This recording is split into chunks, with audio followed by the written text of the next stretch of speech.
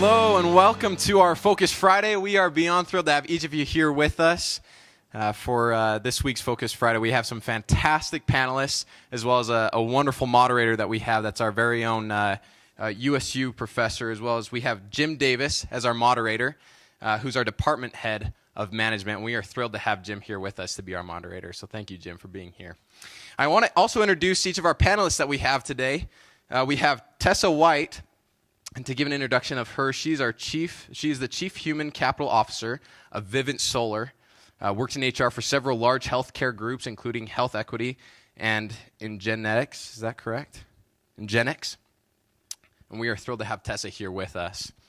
We have Dave Jenkins, who is the CEO of Conservice, which was founded in 2000, which was 17 years ago now that Conservice has been around. And if we talk around and we walk around campus, we know of many of our very own students and faculty that also work with and for Conservice. He is also the owner of 30-plus companies. You could call him the serial entrepreneur. We're thrilled to have Dave here with us as well. We also have Sam Malouf, President and CEO of Malouf, the creator of the world's coolest pillow. That is in literal as well. Graduated with a master's in accounting from here at Utah State University. We also have Chris Barrow, partner of Imagen Capital Partners, started Eagle View Technologies, and then after 6 years, sold it for $750 million, then started Imagen. We also have Roger McOmber with us, partner of McOmber Capital, twice named as the top stock picker by the Wall Street Journal, as well as he has been quoted by news organizations such as CNN, Bloomberg, Wall Street Journal, and many, many more other news organizations. He also graduated here from Utah State University with an MBA. So please join me in welcoming each of our panelists here with us today.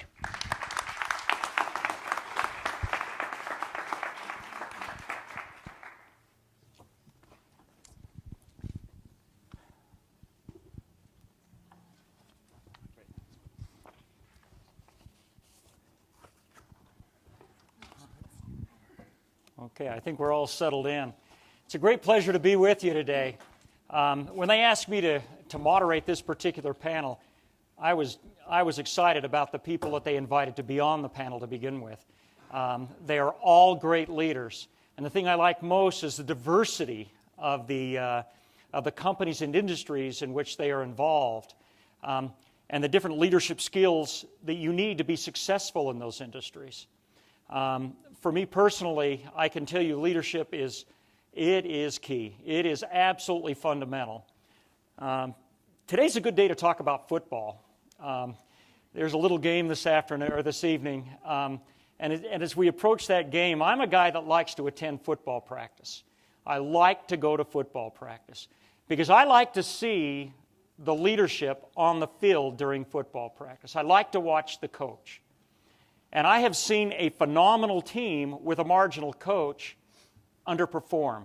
And that very same team the next year with a new coach just win every game. And they're just phenomenal.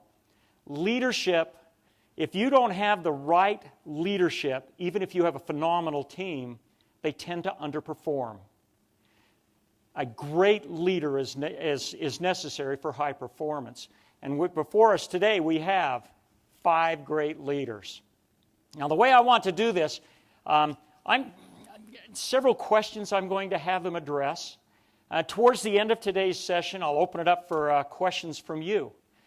So be thinking about, gee, I wish I could ask that question. You'll have that opportunity towards the end of the hour and a half that we're together. The question I want to begin with, and it can be kind of a difficult question, and they've had these questions for a week to think about it. And this is the question I'd like to have them address to begin with. Name a person that has had a tremendous impact on you as a leader. It could be a mentor or somebody that just impacted your leadership style and how you lead your organization. Who is that person? Who is that person that's had that impact on your life? Let's start down there at the end. Yeah, I'll kick it off. So I'll probably give a little bit of a non-conventional answer, but my thought was my mother. So I had a lot of, I think, leadership and entrepreneurship is try new things. In our industry, how we started, we didn't really have a mentor or somebody to really learn from. We kind of did the opposite. We picked apart what was being done that we didn't feel like was being done very well. But as a child, I had a lot of ideas, a lot of business ideas. A lot of them were bad ideas. And my mother encouraged me to keep trying and try new things. So It's great. It's your mom. Let's just go down the line. We might have a trend going here. You learn a lot of things from everybody, good and bad. You learn from it. And so as I thought, what's my first memory of understanding the power of leadership, and it was from my dad.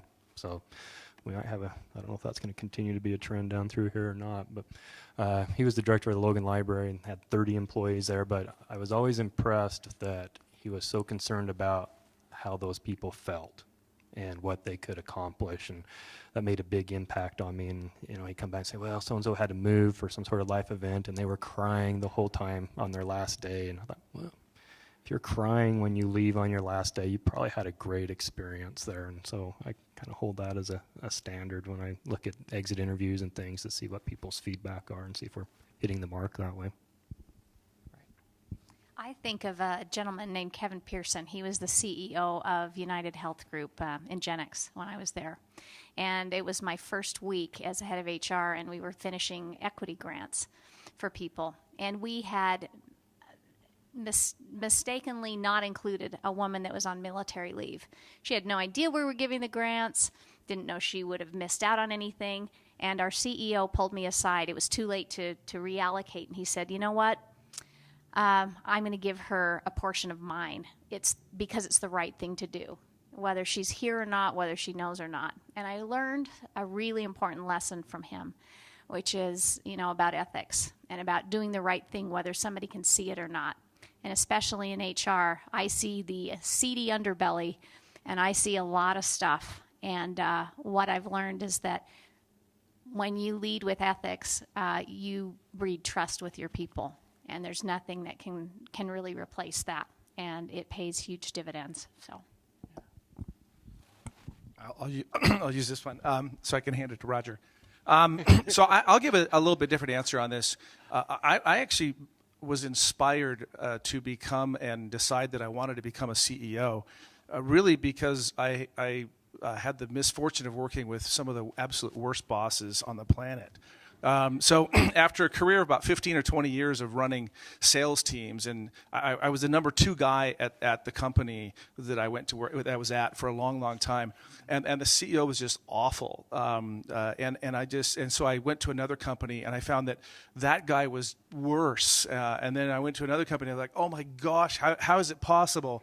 So I was actually inspired by working for a consecutive series of 3 just really, really bad leaders, unethical, dishonest, immoral, and I just kept thinking, if those guys can run companies, I think I can do this, and I think I can do it better, and that was sort of my inspiration. So I sort of took a negative role model and said, I can do this, and I can do it in a better way, and that was really what inspired me to want to eventually run a company. Outstanding.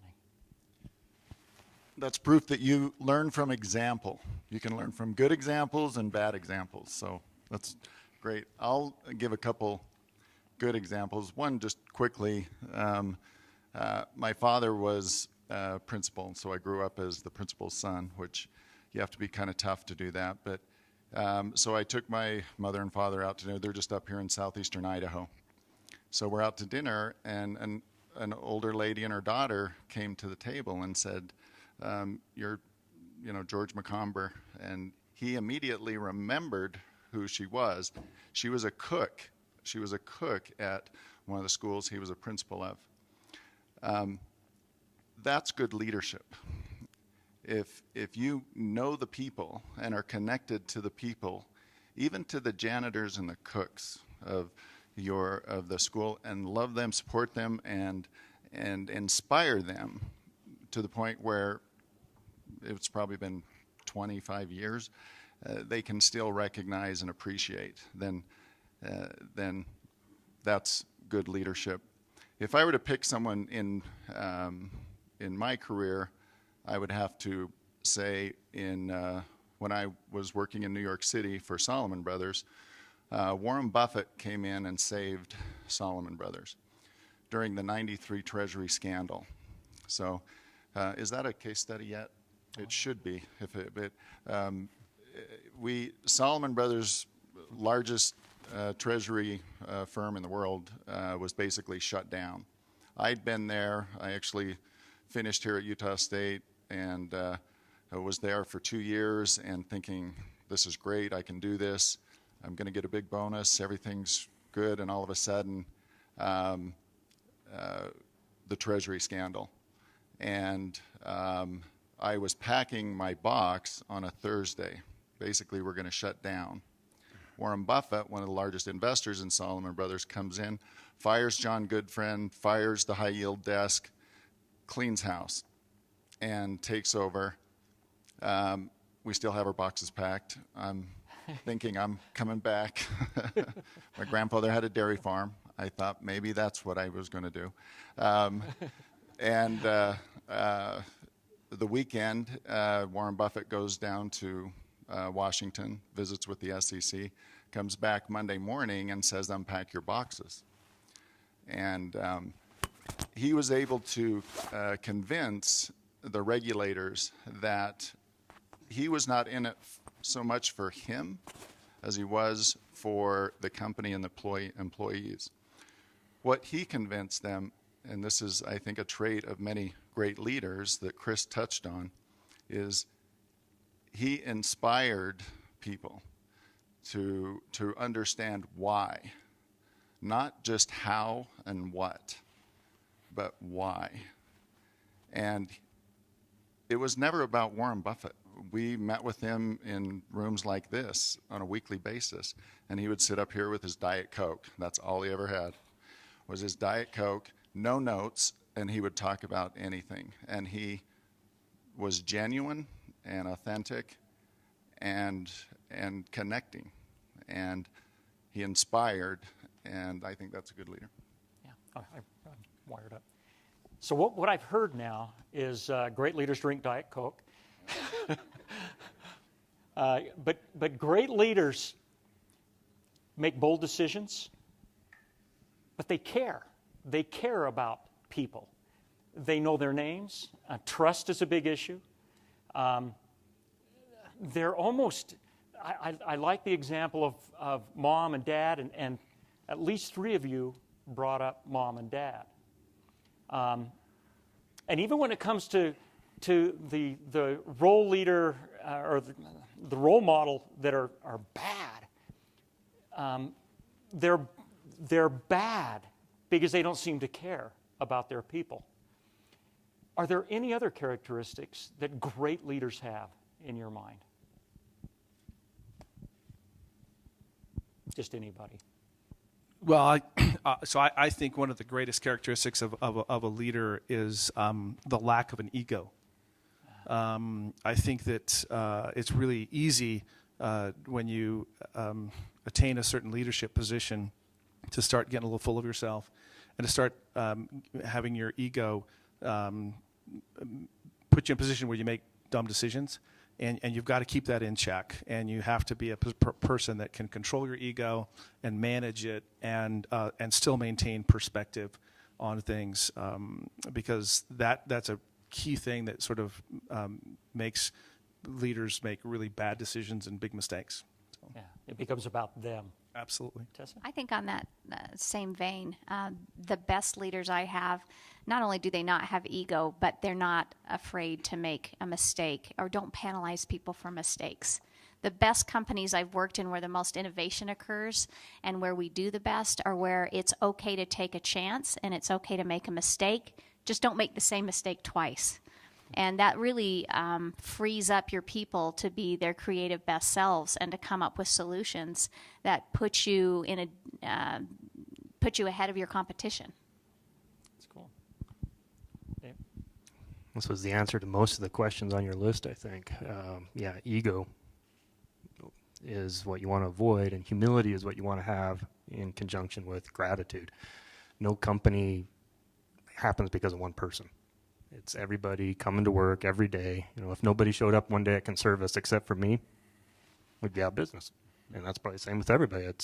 Everybody's got to come and want to be there and contribute, and you've got to always be grateful for that and express that gratitude to the people who help make it possible. And it's, one of my jobs, I think, is the ego killer. Yeah. When I see people doing that, because ego is about self, and self-confidence is about helping others. You're confident that we can get somewhere. There's a big difference in those two words. Yeah, I was going to continue on some of the same concepts with ego and allowing people to make mistakes. I think a big element is trusting people and making sure they know and showing them that you do trust in them. And if they feel trust, they'll feel empowered and they'll feel confident, and they'll make mistakes, and then they'll be successful. So I think trust is a big key. I would just add that I think one characteristic of good leaders is that they know how to fail well. They fail well. And I think that's an important characteristic to acquire, because you're going to have a lot more failures than successes. And so embrace them. Embrace your failures and fail well. And that means doing, like's been expressed already, keep going. Learn from those.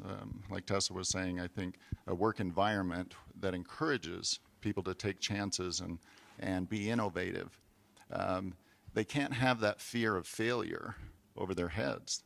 And that's one thing Warren Buffett said to us when he came back in an auditorium. He says, you will not be fired for making mistakes. You will be fired on the spot for being unethical or doing something illegal. And he emphasized both of those at that time. That's cool. What's the biggest challenge facing leaders today?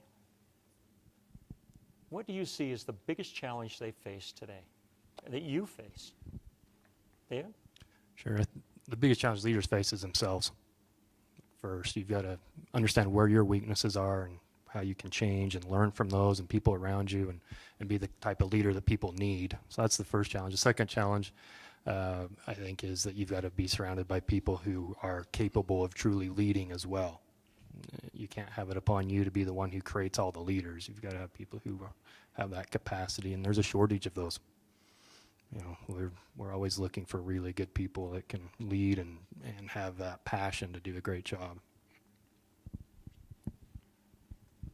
Well, I'm in HR, so I have a unique HR perspective, but to what he was saying, A's hire B's, B's hire C's, C's hire D's.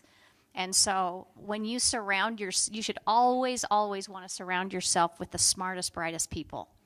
And when you, as a leader, try and surround yourself with people that are not as smart, that goes back to ego, it cripples a business. So I think, the challenge of leadership is making sure that you are not afraid to hire or bring in people that may be smarter or better than you. That would be my goal, is to hire a whole team of people that are way smarter than me and that could take my job. I look for people who want my job, and I think that has certainly helped and helps the leaders as I watch. Yeah, I would agree with that. And it's really hard today. It's really hard to hire great people. I've got a bunch of companies that I own parts of and all of, and it's just so hard to find really, really good people. And it was, I remember running companies. I used to have this conversation with my people and with my head of HR. I used to tell them this Ernest Shackleton story. Does anybody know who Ernest Shackleton is? You know who he is, right? He was an explorer, 1800s, and his objective was to cross the South Pole, right? So he raises this group of men, and they're going to get on this ship, and they're going to go down, and they're going to cross the South Pole. And very few people have heard of him because the expedition was a complete failure. Before they even got to the South Pole, the ship got trapped in ice, and they ended up for a couple years trapped on this iceberg, eating seals and everything else. And they finally made it back, and they all made it back alive. So on one hand, it was a failure, but on the other hand, it was a tremendous success because the entire team stuck together. They survived. Every single person survived and came back healthy and smarter and wise and everything else. But the key to that mission and why it was so successful is because he started with the right people in the first place. There's this really famous newspaper ad which I think is mostly true, which Ernest Shackleton ran, which says something to the effect of, men wanted long, hazardous journey, very little, bad food, little light, survival highly unlikely, but fame and fortune in case we're successful. And that was sort of the ad. And so the people that applied to that ad and joined him on his crew were the right people. They had that mindset. They had that expectation. And so there was no mutiny. They didn't end up eating each other on the journey. I mean, everybody survived and did great things. So I think a big key and a big challenge is hiring the right people to begin with. And it's really hard. You need great HR people to do that. You need to hire the right team. And if you have the right team and the right people, then you can have great success regardless of the venture that you're doing. And like you said, I'd rather take a mediocre business plan, a business idea with a great team than the greatest business plan in the world with a really kind of mediocre team. So that's the hard part. I think the only thing I can add to that question as far as what's the biggest problem is notice how the question was answered. Like Dave started out, the biggest problem that leaders have to deal with is themselves. Okay, that's from a great leader. Okay, the story that Chris just told. It's the great leaders understand it begins with them. If you ever hear, and I don't call them leaders, they're more managers, and there's many out there, they're going to be pointing their finger somewhere else. So they might answer the question another way. Well, we just don't have quality recruits. Oh, really? You don't have quality? Whenever I hear that, or, whose fault is that? Okay, that's not a leader. Okay. Or if you have someone tweeting all the time, all sorts of toxic tweets out about blaming and dividing, same thing. Okay. We'll get into that. Took Roger 17 minutes to get political. All right. It's a new record. He was timing me.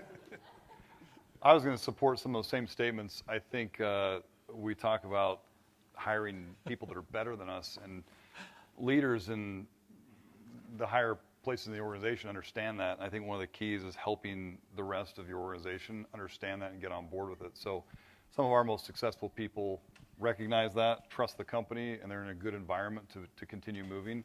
And they correctly hire people that can do jobs. And I think all of us would say the same things about ourselves. I mean, we've been successful because we've hired people that can do things better than I was doing them. And if you can help people understand that, they progress, they have a lot more opportunity. If they don't, often they aren't able to progress and they aren't able to leave the position they're in. So, That's great. That's great. Let's talk about social media. Social media technology. Social media and technology, has it made your life as a leader easier or more difficult, and how?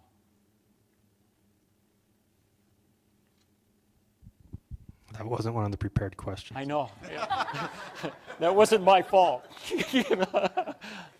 I'm the wrong person to ask because I don't really get into social media, but we have people on staff who manage that process, and they're very successful at it. It does present challenges, particularly people coming into the workforce right now who don't have a sense of how to manage themselves and social media at the same time when they're supposed to be accomplishing a task. So we have tools to help them do that. But a number of years ago, when things were going along, the internet pipeline was going great, everything was good, and then this day in March, suddenly the server, everything was slow. Wow, what's going on?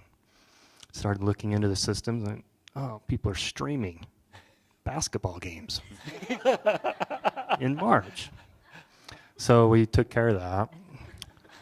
Not too long after that, we're going along, everything's looking good, and then suddenly everything slows way down. Like, what is going on? So we bought some equipment so we could monitor what the usage was, and 90% of our bandwidth was going to one place called Facebook.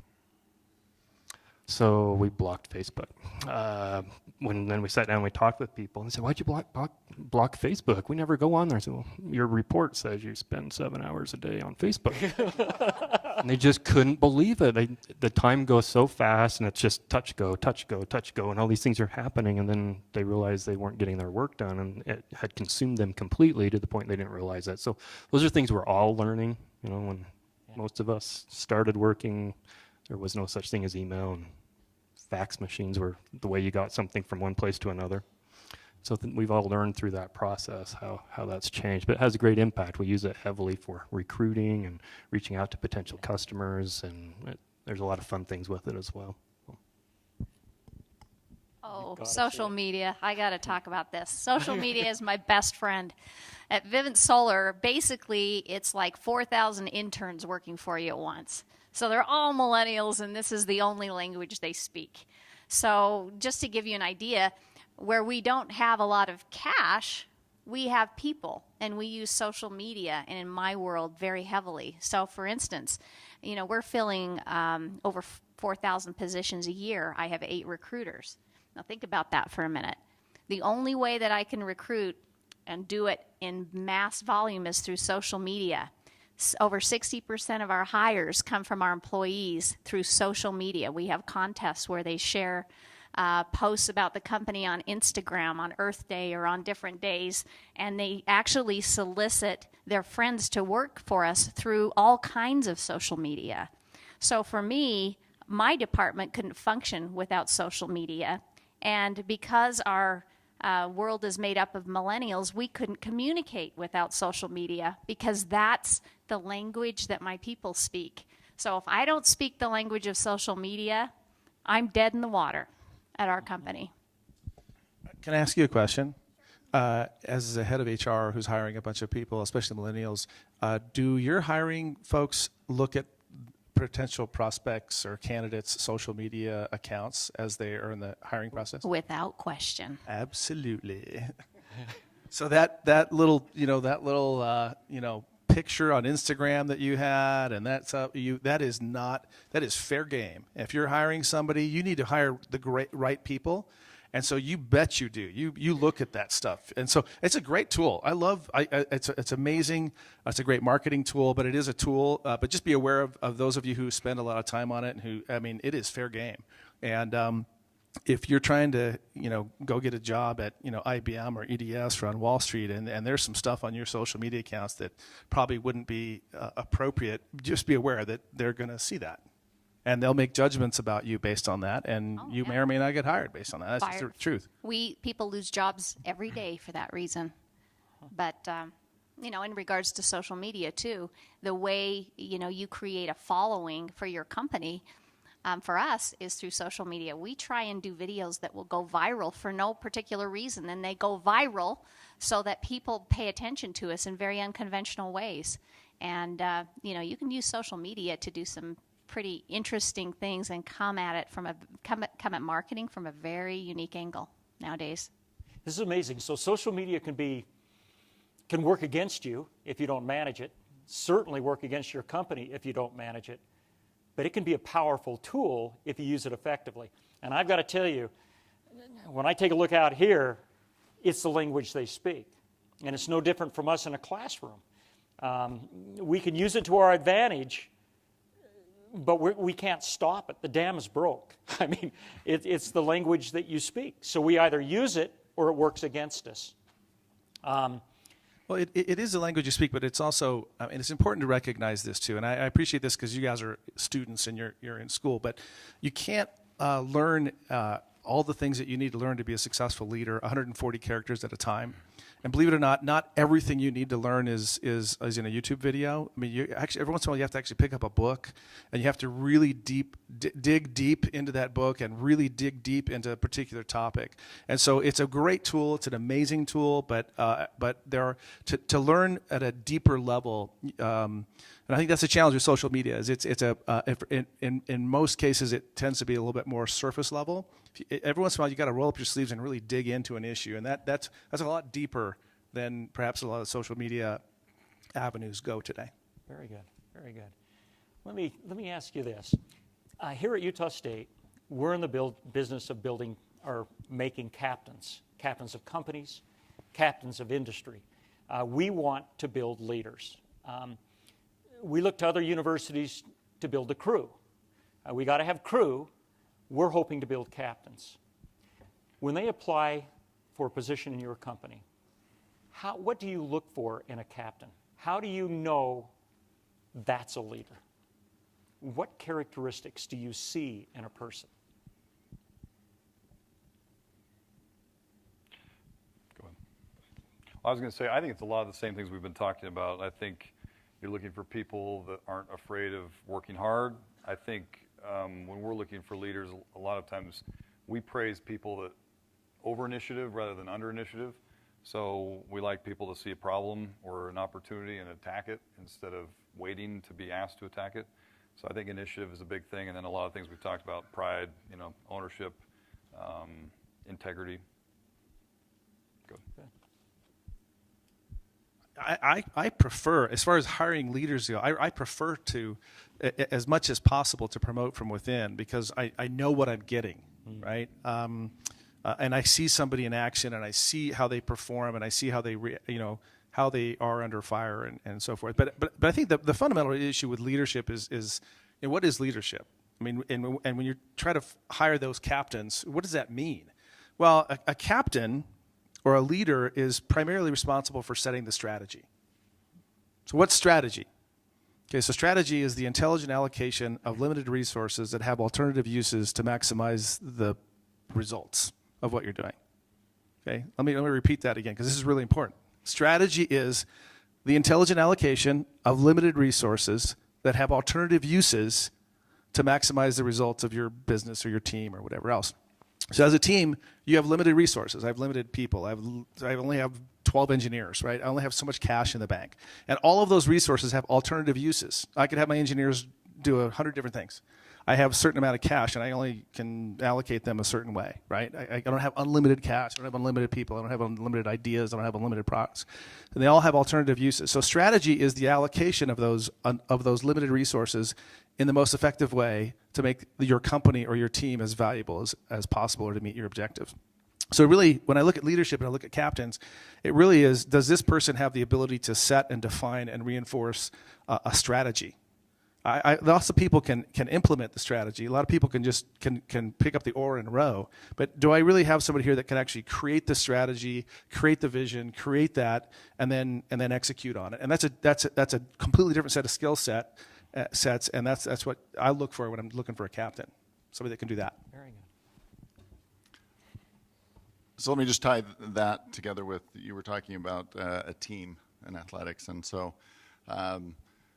When I'm looking for a leader, I look for someone who is capable of really executing a strategy, like Chris just described.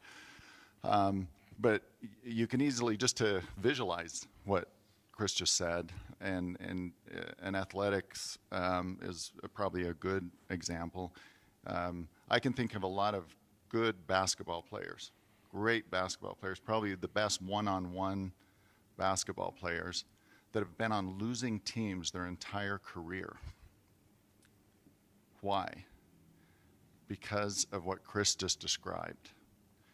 I've seen mediocre or fairly good basketball players be on championship teams consistently, and doing it in subtle ways that a lot of people don't recognize, still don't recognize.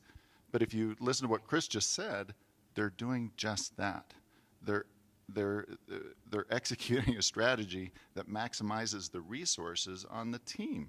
Okay, look at the San Antonio Spurs. Okay, that's a great example of leadership in being able to take any resources and bring them together in how Chris described it. Fantastic. Your questions about how do we know when we're hiring a captain, quite frankly, you don't. Every single hire is taking a chance. There's no way you can know. People try to figure it out forever if you know you've got a good hire or not. There's no way. So how do you find out? Similar to what was just said, we promote from within 99.9% of the time. So you see people in action. So what does that mean? Well, I like to use two phrases with that. One of them is pressure creates two things, dust or diamonds. Yeah. And until there's pressure, I don't know if you're a leader there. The other one is anybody can be a general in peacetime. I want to know when the conflict comes, what happens. Because that's the generals you remember, and those are the ones that make things happen. When everything's fine, anybody can do that. So it takes time and experience to become the captain. Getting an education and having experience is what develops those skill sets to eventually have those opportunities to show what you're made of. Excellent. Excellent. All right. So again, the HR person who looks at resumes all day long. A good resume will get you an interview, but it's not going to get you the job. There are things that you have to look for aside from a resume. The first thing I look for is I look if somebody job hops a lot, and because it tells me that when things get hard, like he's speaking, every company's crazy. I don't care what company you're in. Every company has a little crazy to it, and every company has problems. But your ability to work through those problems and stay long enough to solve them tells me something about your character and tells me how you're going to do, to some degree.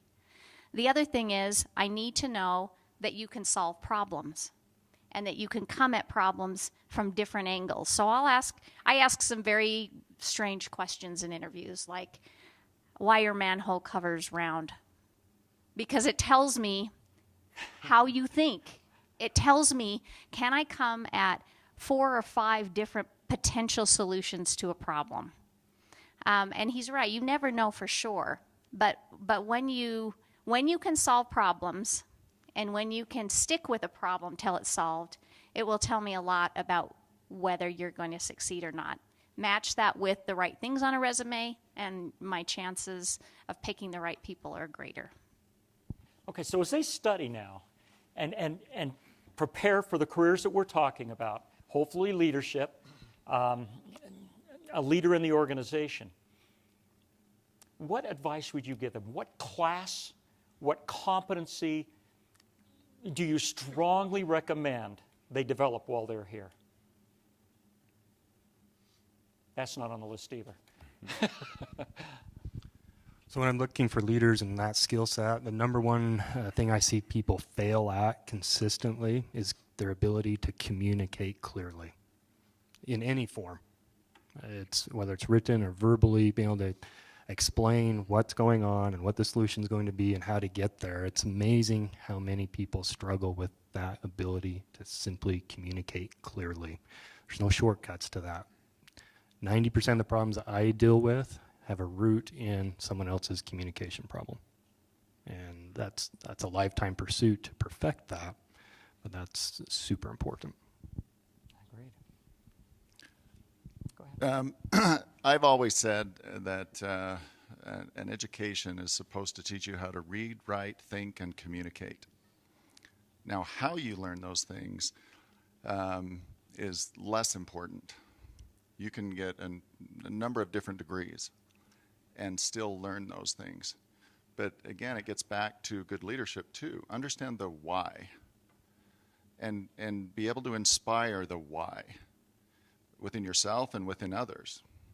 So if it's read, write, think, and communicate are the main things, how can you do that? You can do that every day.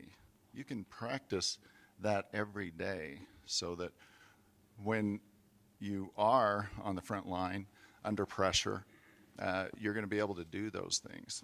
And that's when it's hard to truly communicate and think. And if you practice those in whatever class you choose to take, as long as you practice those every day, then you'll be practicing good leadership qualities. I've got a specific class for you. I don't care what your job is. I don't care if you're a customer service agent or, sales. Know your numbers. Every single person should know basics about how to run an Excel spreadsheet and data analytics. And in the last decade, I've seen a real shift, even because so many millennials are in the workforce and those millennials grasp onto infographics and quick, short spurts of energy. take a class on how to present the data. It's not enough anymore to know the numbers, but you have to be able to figure out how to show it in a way that's easily digestible to your team so that they can make quick decisions. So not only do you have to know it, it has to look good. There are so many jobs available for people who know their numbers and know how to present their numbers. And even in HR, which I know you're all thinking, oh, that's such a soft, fluffy job. I am no good unless I know my numbers. So that would be my advice. So I would say, as somebody who's hired a lot of people, I don't care so much what you know or what you think you know. I care what you've done. I want to see what you've done. So if you go to school and you go to class and you learn what you can in your classes and then you get your grades or whatever, you're not differentiated enough to stand out from amongst the other million people that have taken the same classes and got the same degree that you did. So in school, find opportunities to differentiate yourself by participating in extracurricular activities that help advance your professional ambitions. So if there's an entrepreneurial club, if there's a club where you participate in learning how to write a business plan, if there's opportunities like this, if there's opportunities where you can actually participate and learn just outside of the classroom. The classroom stuff checks a box and everybody's got to do it, but what did you really do? What did you accomplish? And then I'm going to go off track for just one quick second because this is really important because Tessa said this earlier, and this is so important. Your resume, and she said this, and I don't think anybody maybe you picked up on it, maybe you didn't, but your resume has only one purpose. You guys are all going to write a resume. What's the purpose of a resume? There's only one right answer to this question. Anybody want to take a guess? What is it? Get the interview. Your resume has one purpose, and it is to get an interview. Nobody gets a job off of a resume. When you write a cover letter or an email introducing somebody to your email, that only has one purpose, and what is it? Read the resume. Your cover letter, your cover introductory email only has one purpose. It is not it's to get them to open up that resume. And the resume, exactly. And the resume only has one purpose. It's the interview where you get the job. So those skills, you have to learn how to write that great cover letter. You have to learn how to write that great resume. I'm not sure you'll learn that in class. You'll probably learn that with some extracurricular activities. You were mentioning that you have some, right. And so you've got to learn and expand your knowledge, not just by what's taught to you in class, but through the extracurricular activities that surround you that you can take advantage of it and you need to, so that when you write that resume, you stand out differently than everybody else who's just gone to class. Does that make sense? And don't be afraid to take risks in class.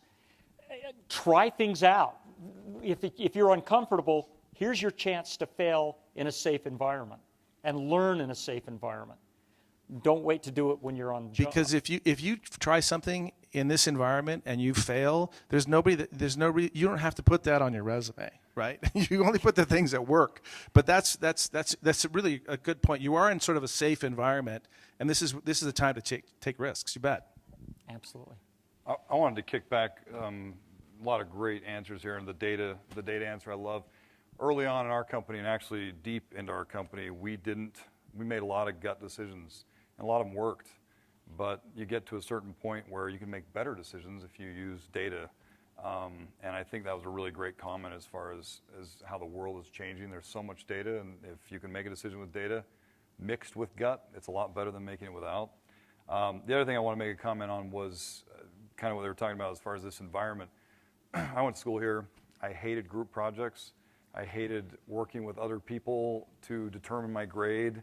I just didn't like it, and I didn't understand the application until later. And that's something that we look intensively at with people that are in the organization, people that are coming into the organization, is how they can get along. I mean, you can be the best hot shot, the smartest guy, have the best background, be able to do great things, but if you can't collaborate and integrate and cooperate with other people, you won't survive. And so I think that's a great thing to practice here is you don't have to always be the main gun, but I think being able to positively collaborate in groups is what the business environment is completely made up of. Yeah, my CFO used to have a sign on his desk that said, "In God we trust, everyone else bring data." Right? And so that's the world we do live in today. You're absolutely right. You have to be able to articulately be able to explain your reasoning and your results, using data. Absolutely.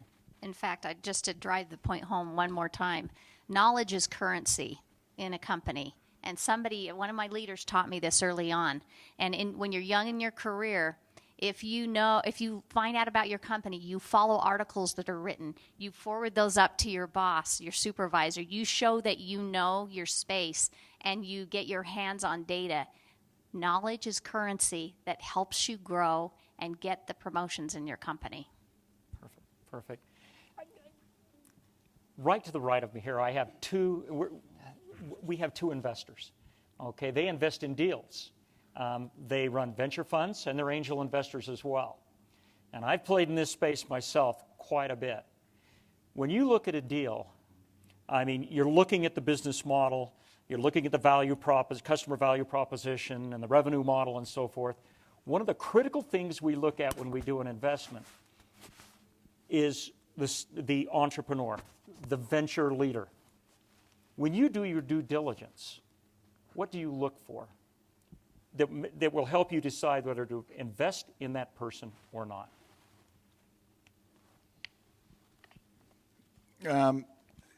The first thing, and Warren Buffett says this all the time, what do you look at when you invest? And he says, well, I invest in companies, I don't invest in stocks. But he says there's three things: the people, the people, the people. And that is key, but it's easier said than done, because so often, especially with a startup, oftentimes there's some great technology. There's some exciting concepts or ideas, and it's easy to get sucked in sometimes to the sexy idea or concept and forget about that key principle of looking at the people. What do I look at when I look at the people? Everything that we've been talking about. I guess if I had to pick one thing, it would say the person has to be genuine and authentic and connected to themselves, and you can feel that. You can get a sense of that in talking to them, and it's a lot of what already has been mentioned, where they're not afraid to fail. If I'm interviewing somebody, and for example a trader, and I'm saying, tell me about your worst trade, and they say, oh well, I haven't had many worst trades. That's the end of the interview, right there. Of course, everyone fails, fail well. And so, yeah, we're looking for someone who is connected to themselves and authentic, who has courage and who has knowledge. Those are the things. I mean, you have to have that. I would agree with that. I mean, although I like to invest in companies where the CEOs actually had some success before, rather than one that's failed. I think failure is a natural part of business, a natural part of life. But just the very fact that just because you fail at something doesn't mean you're going to be good at it next time you do it, right? Like, I suck at basketball, right? I could go out there and play basketball, and I would fail miserably, and I can't play at all. Well, if I went out tomorrow, I'm not going to be any better, right? I'm going to fail again, right? So failure is important, but you also, I mean, when I invest in companies, I like a team that has had a solid track record. So I really care about what you've done. I care about your track record. It's hard for me to justify investing in first-time CEOs unless they just completely blow me away, because it's harder to. I like people that, and I like teams of people that have worked together and been together, because teams, the cohesiveness of the team and the effectiveness of the team is really, really important. So, yeah, I can't believe the number of investment groups I work with is in the Midwest. When it comes to a deal, they love the deal, they love the technology, they love the business model, hate the team, hate the leader. And they just won't invest in another team. They'll say, great idea, thanks for bringing it to us. We'll put our team in, thank you very much. And we'll invest if it's our CEO, if it's a leader that I believe in, because you haven't proved yourself to me. And once you've done that, maybe, but right now is too much risk. That's how important leadership is. So let me ask you, what mistake do you see leaders make too many times, over and over again, that derails their leadership in their organization? What mistake do you often see? I've got one. I was thinking about this morning. And it has its roots in communication and honesty with people. It seems like as human beings, it's hard for us to be direct and honest with one another. It's real easy in a company to sit in the back room with the door closed and talk about how much you hate another department or how crappy things are or how crappy a leader is. But it takes real courage to actually confront a person, to talk to them honestly and directly about that. And I find that the higher you go in an organization, the more likely somebody is to get fired without them actually realizing or knowing why they're getting fired or realizing there's a problem. So leaders that can balance courage and consideration by having the direct conversations that they need to have to tell people and give feedback and also ask permission to receive feedback. I have seen many a person fall because they are not willing to have those direct conversations. As people coming out of the university and in your first jobs, as a piece of advice as you're just getting started out, ask or give people permission to give you feedback, honest feedback. It will be absolutely invaluable to you in your career. Excellent. I feel like I'm talking too much, but I'm super passionate about this issue. This is so important.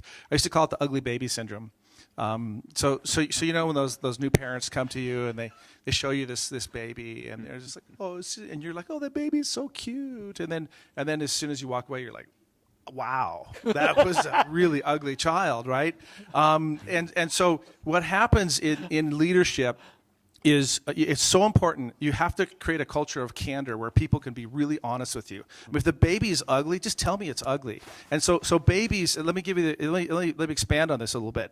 So think of an idea. Like as a CEO, I would have these ideas, right? And I'd think they were really great ideas. And if I surrounded myself with yes men, they'd all go, oh, wow, Chris, that's a great idea. Man, you're so smart, Chris. That's such a great idea. And I'd feel great. Like, ugh. And then ideas are fragile and innocent like little babies. And then what happens is if everybody's reinforcing how great your stupid idea is, then you feed it and you nurture it. And pretty soon it's like this really big, out of control teenager, and then you realize it's a horrible idea. It's failed miserably, and then the very people that were telling you that it was a great idea are now going, "Oh yeah, I always knew that was going to fail. That was a terrible idea. I can't believe you implemented. What an idiot!" Right? So you have to surround yourself with people that are going to be completely honest with you, especially with as the CEO, as a leader, my job is strategy. So I need to think about directions that we're going to go in strategy. So the best time to squash an idea is when it's really young and fragile and innocent, right? You smack them like a little baby seal, just I'm kidding, guys. I'm kidding. Don't wait till it grows up and has big tusks like a walrus, and then that now it's out of control. So you have to surround yourself by people that are going to give you just blunt, honest feedback and not tell you what you want to hear. And that's harder the higher you go up in the food chain, the higher you go up in an organization, it becomes harder to surround yourself with people who are going to be completely honest with you. So when you find those people on your team that will be completely candid with you, you hang on to them and you surround yourself with those people and not with people that are going to tell you what you want to hear. Okay, I'm going to talk about Chris for a little bit on that. Just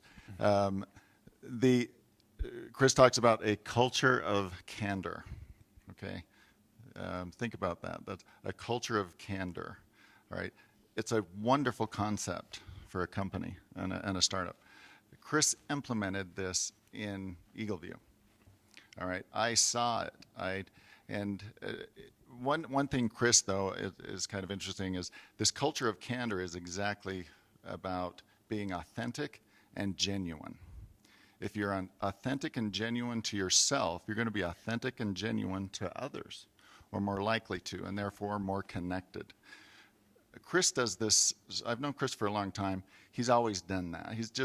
That's part of Chris, to the point where he doesn't realize that other people aren't quite that way. So he will tell someone they have an ugly baby. And that person might not, that might not turn out quite so, it hasn't turned out quite so well every time. But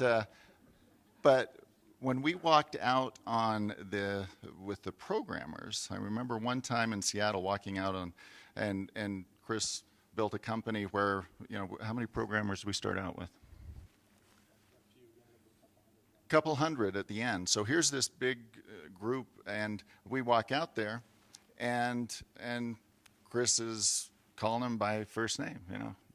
Hey Tim, what's going on? How are things going with your dog? Yeah.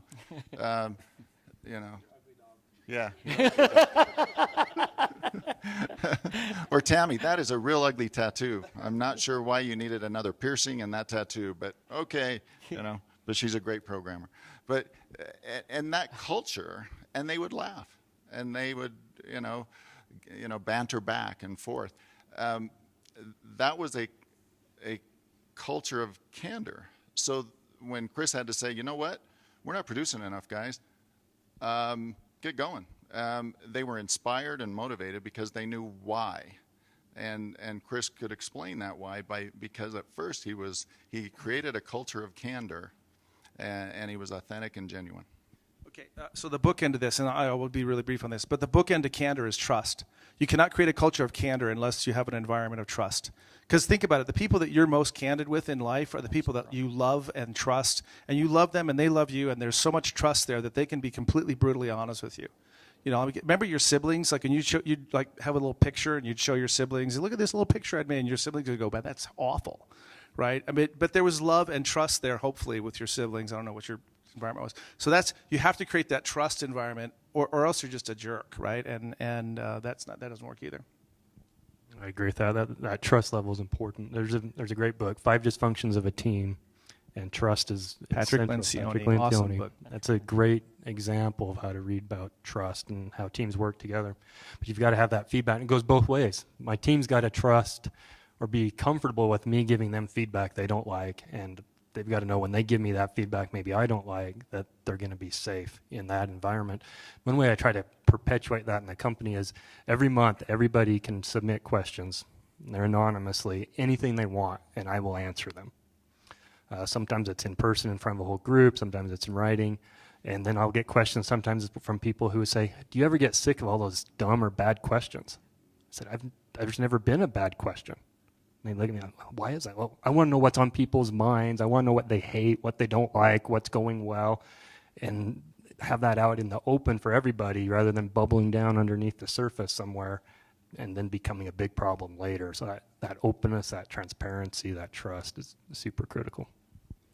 Cool. Yeah, I was going to kick in the people element. We've covered this a lot already, but I think a lot of leaders and organizations that quit caring about people and how they feel and how they're treated and the fact that they're there to help an organization and also help themselves is key. And I think leaders that lose track of that and they'll lose the people, and ultimately it's a downhill track after that. So I think the people are always critical in the main focus. I can say that what you're hearing here is learned.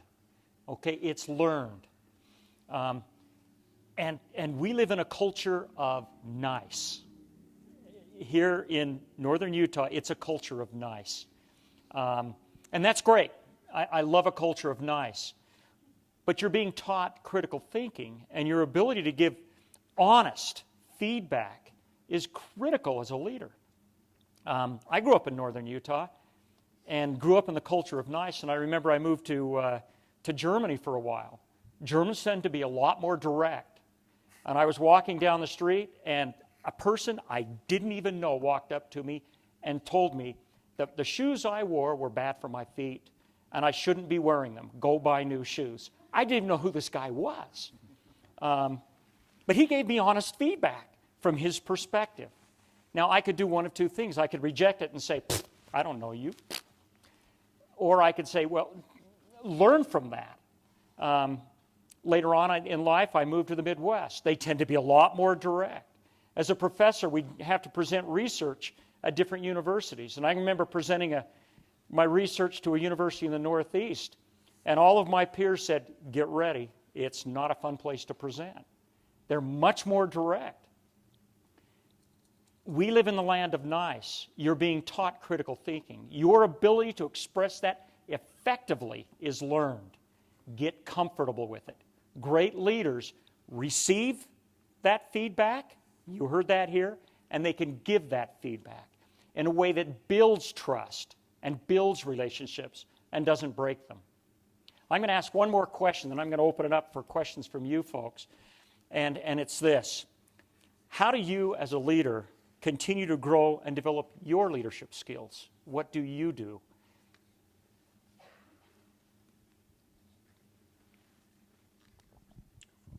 Well, so I'm talking way too much, but I think it's really important as a leader to continue to get out of your comfort zone and learn new things and educate. I mean, I read a lot. I probably read 30 books a year. And so you have to constantly be learning new things, reading new things, trying new things, and get out of your comfort zone. I mean, I was CEO of companies for many years, and then now I've decided to go be an investor and board member, and it's just a different role for me. It's really hard for me to get out of my comfort zone because I have a really, really wide comfort zone. But I do continue to try to challenge myself, and I think that's really important. And learn and just dig in and learn as much as you can. Perfect. Thank you. Yeah, that was what I was going to say. It's all about continually educating yourself from every angle. It's reading lots of books. It's the news. It's trade journals. It's talking to people who are in your industry. Just that casting that net as broadly as you can and having those relationships with people. So when things are happening, they'll call you first and let you know what's going on there. And you just got to continually be aware that you are your biggest problem, and you got to continually be working on how to overcome that and learn new things and apply it and convey that to others. You know, in that same vein, we're in a fast-moving information age, and flexibility is key. So that's something we try to keep in mind. We may have a goal 1 month or 1 year, and it changes radically quickly after that. So I think flexibility and allows you to have an open mind to attacking new opportunities. Great. For me, to keep moving, I have to have either new problems that I don't quite know how to solve that challenge me to keep me interested, or dig into something that I don't know as well. It goes back to I have to feel alive. I have to be learning. And if I worked at a government agency in HR, I would last about a day. I would stop breathing. It would just not work for me. So I have found that always finding either the company that can provide enough pushing you all the time to push yourself to learn and grow, or to get in a company where you can learn another part of the business where you're always slightly uncomfortable. As long as I'm slightly uncomfortable, I know I'm on the right track and I'm learning and growing. I believe becoming a good leader is a process, not an event. It's an ongoing process. And so absolutely learning every day, questioning yourself every day, being brave enough to question yourself every day in the things, and testing. That's how you get good data, is you question the data, and you find you're able to work through that. What you're as students here at the university, are you learning things that you're then, once you get out into the work environment, you've got all the tools and you're going to be the perfect employee? No, you're simply learning to learn. You're simply learning to learn. And so we have to learn every day. And as you learn to learn, it becomes easier as you get out in the workforce to say, what am I going to learn today? I'm going to experience and learn and enjoy this journey and enjoy this process. It's not an event. On that, just one more comment.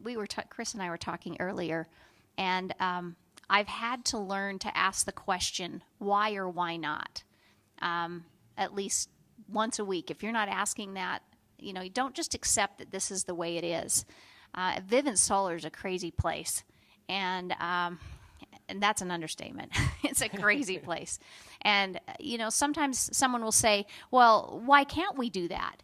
And I've had to stop and go, well, why can't we do that? Why do I have to do performance reviews annually? Maybe we do away with the performance review. What are we really trying to accomplish? What could help us more than an annual performance review? So I think it's really important to ask why or why not, and really challenge yourself against conventional thinking to be your best self. Perfect. Thank you. Go ahead.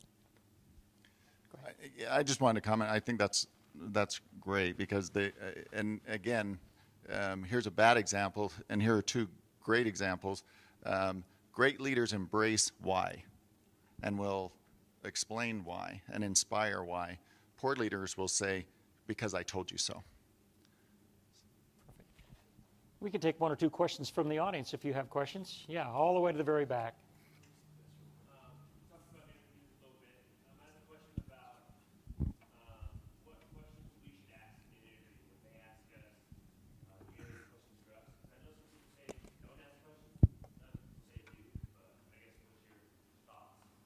Better ask a question.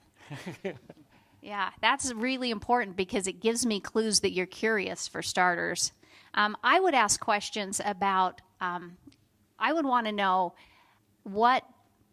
describe the company and its culture, and what makes someone succeed at this company. So, for example, at Vivint Solar, you can have the greatest resume in the world, but if you don't deal well with ambiguity, and if you can't go really, really fast, and if you're too locked into somebody has to tell me what to do or how to do this job, you will fail.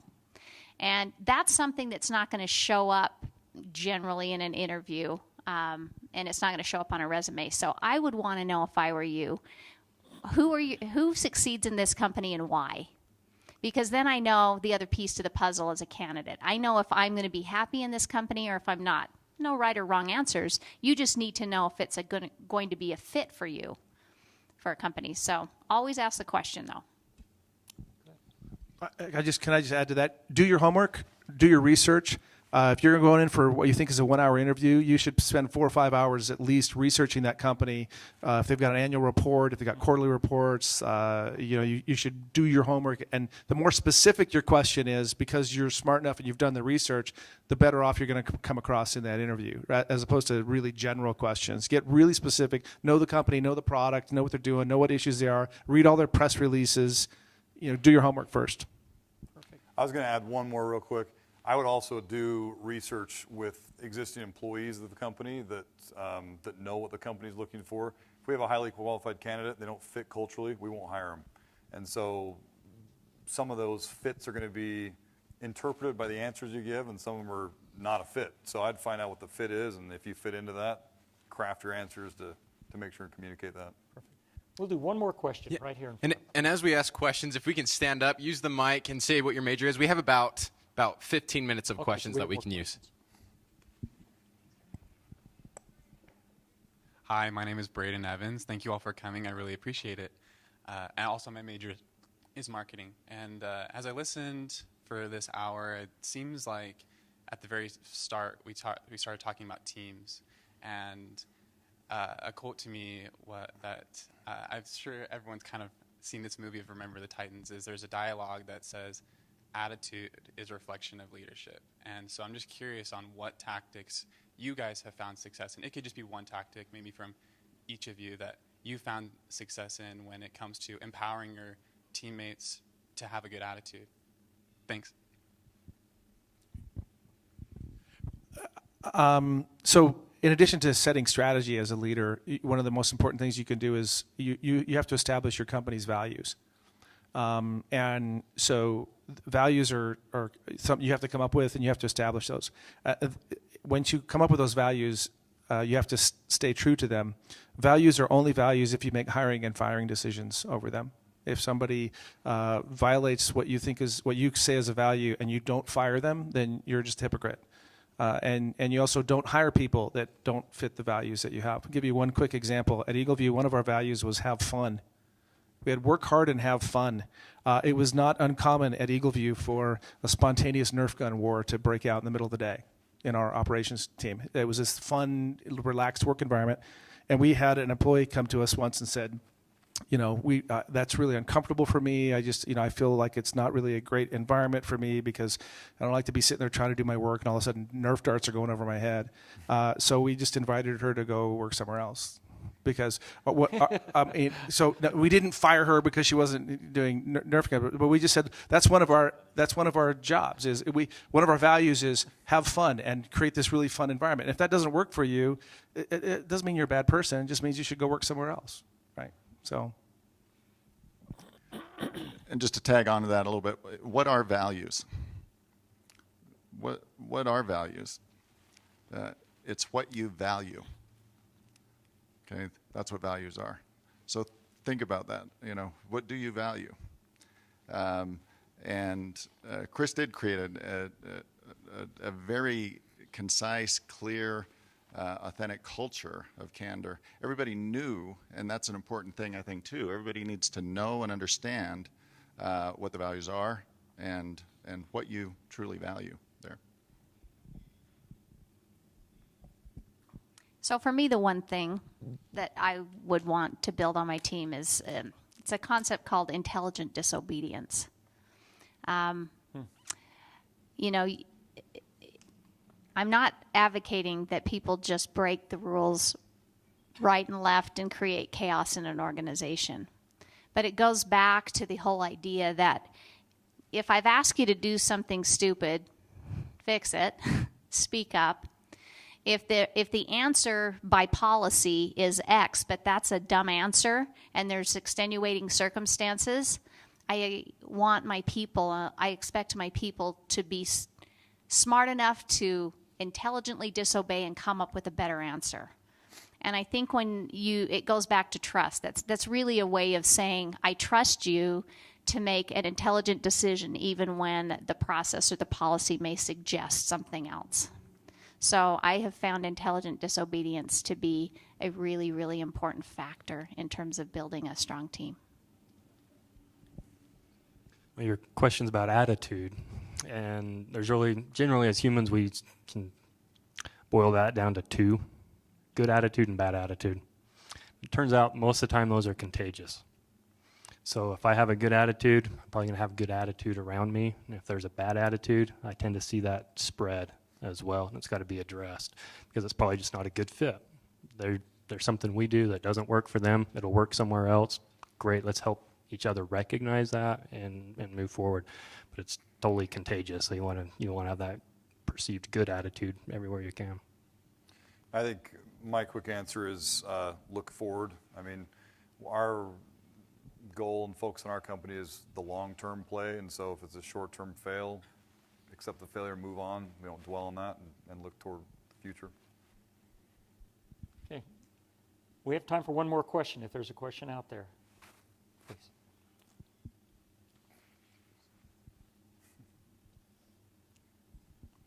Thank you. My name is Eric Osterhout, marketing and journalism major.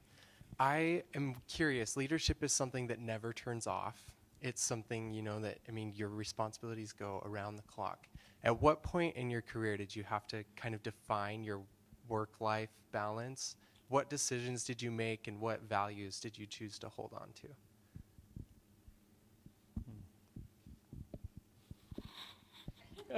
I feel like I'm at an AA meeting right now. Yeah. Because I fail at this every day. I fail at balancing work and families. I have yet to figure out a good way to do it. They bleed together for me, and it's very hard. And part of it is, people are having things going on in our company day and night. Our sales reps are out on the streets knocking doors. So if somebody gets assaulted at 10 o'clock at night, I can't say, oh, off business hours, get with you in the morning. So I would just say that I found it to be very difficult to have the balance that I want. And my husband, who's sitting on the front row, would probably agree. And so I defer to the other people on the panel. It's different for everybody. There's no simple answer to that. And you have to make adjustments in your life. If you're not happy, you got to fix the balance, whether that's delegating it, dialing it back, whatever it is. You have to make those adjustments.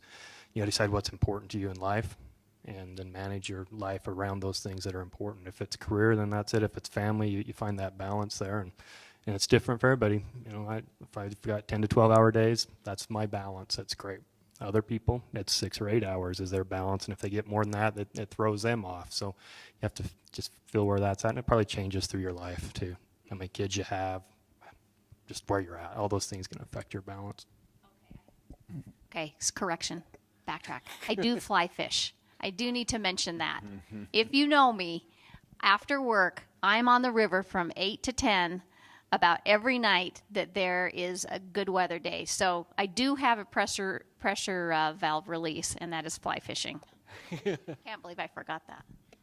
And you got to look at sustainability. So I think there's sprints, but you can't sprint forever. And so I think that's something we recognize in our business is there's times when you've got to stretch, and then there's you can't do that forever. And if you do it forever, things will break. So. I'm like the wrong person to ask this question.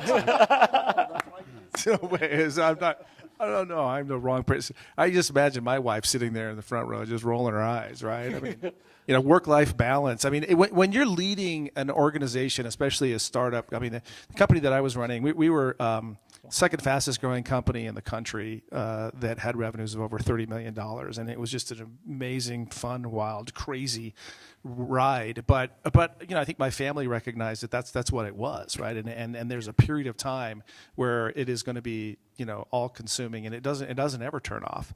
So I think one of the most important things is whatever you do, whatever role you decide to go into, whatever leadership position you go into, you have to have supportive people around you. My wife is amazing. She's extremely supportive and understanding, and was there right by my side through all of that. So whoever you surround yourself from a personal standpoint in your life, they just need to be that kind of person that is able to put up with that and support you in that, because for me, it was a passion that was just dry. I couldn't imagine doing it any other way. It was just gas pedal all the way down all the time. And I had a spouse and a family who was extremely supportive of that. And he got a lot of fly fishing in too. That's true. With that, so. I think you have to think of it as a spectrum. I mean, on one end of the spectrum, you have sitting right here in front of you, entrepreneurs. An entrepreneur, it's not 9 to 5. That's a 24/7. All right, and I think it's really applying everything that we've been talking about, and that is it's a team effort. Okay, and even as you start, oftentimes when you start in your jobs, it's not going to be 9 to 5 either. You're going to be getting there early. You're going to be working late because that's what you do when you start out. And again, that's a team effort. And so you work as a team, you understand it, and everybody gives and works toward a balance. But that balance is a moving target, and you're aware of it, and you work together to find it. Let's thank our panelists for joining us today.